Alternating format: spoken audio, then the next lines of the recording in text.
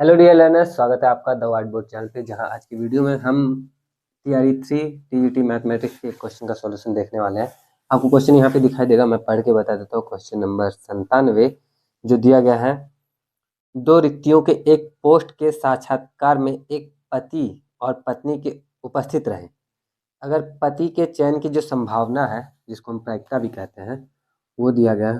Probability of selection of husband वो है 1/7 की, और यहीं पे पत्नी के जो चयनित होने की जो संभावना है, यानी probability of selection of wife, वो है 1/5 का।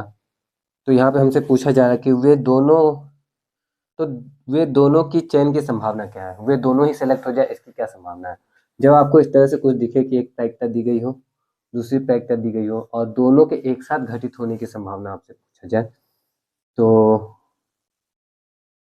हस्बैंड एंड, क्योंकि और को हम लोग समुच्चय, अगर आपको याद होगा, समुच्चय में और को इस तरह से दिखाते हैं ना, हस्बैंड एंड वाइफ, वो हो जाता है probability of husband multiply by probability of wife. यहाँ पे सिलेक्शन की बात हो रही है, तो ये हमारा 1/7 इंटू 1/5 हो जाएगा, जो कि आएगा 1/35। तो ये प्रोबेबिलिटी है हमारे क्या होते हैं इसको, दोनों के चयनित हो जाने की।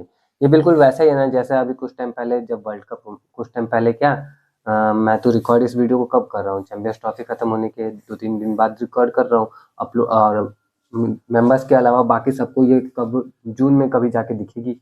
तो अभी मैं, तो उस टाइम पे एक ट्रेंड चल रहा था कि रोहित शर्मा लगातार कुछ टॉस हार गए, कितने 15 टॉस हार गए। तो कंसेक्यूटिव 15 टॉस लूज करने की जो प्रोबेबिलिटी वो किस तरह से है, तो देखो, एक टॉस जीतने की प्रोबेबिलिटी क्या है, 1/2, और एक के बाद दूसरा भी जीत जाए, या फिर एक टॉस हार जीतने की प्रोबेबिलिटी 1/2 है, हारने की भी प्रोबेबिलिटी 1/2 है।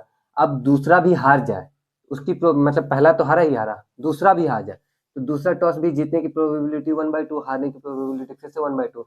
तो पहला और दूसरा दोनों टॉस हार जाए, उसकी प्रोबेबिलिटी क्या होती है, तो 1/2 इंटू 1/2, ये हो जाता है 1/4।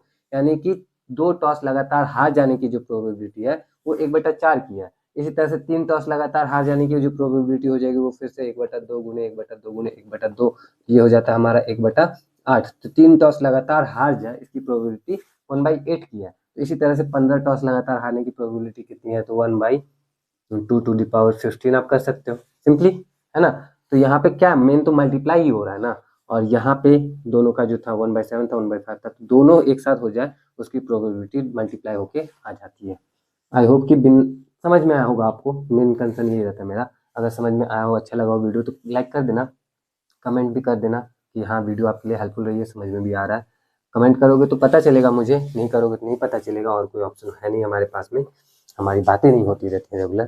तो देख लेना, आपको जो सही लगे करना। आज की वीडियो के लिए इतना ही है, मैं मिलूंगा आपसे नेक्स्ट वीडियो में। टिल देन अपना ख्याल रखना, अच्छे से पढ़ाई करते रहना। जय हिंद।